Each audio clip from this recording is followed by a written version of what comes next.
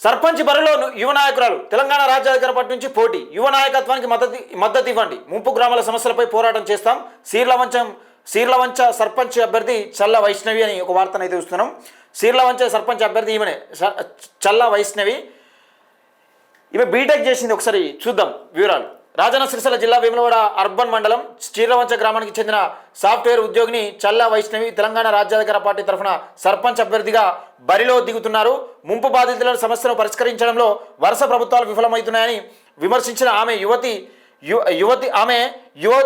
యువతకు ఒక అవకాశం ఇస్తే గ్రామాభివృద్ధి దిశలో నిజమైన మార్పును తీసుకొస్తామని హామీ ఇచ్చారు. మిడ్ మ్యానర్ నిర్మాణంతో చీర్లవంచ సహా పలు గ్రామాల్లో భారీ నష్టాన్ని ఎదుర్కొంటున్నప్పటికీ ఏ ప్రభుత్వం నిజమైన ఉపశమన చర్యలు చేపట్టలేదన్నారు. ఇక్కడ కీలకంగా చూసుకుంటా ఉంటే నా అమ్మమ్మల్లూరు, నేను పుట్టి పెరిగిన ఊరాని కేటీఆర్ పెద్ద ఎత్తున ఏతులు కొట్టిండు కదా.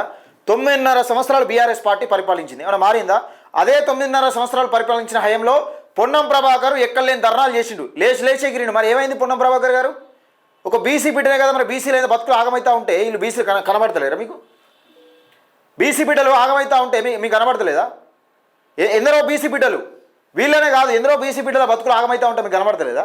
మీ పానం మీదకి వస్తేనేమో ఒకటి, మీ అంటే మీకు అధికారం ఉంటేనే ఒకటి, అధికారం పోయే అవకాశం ఉంటేనే ఒకట.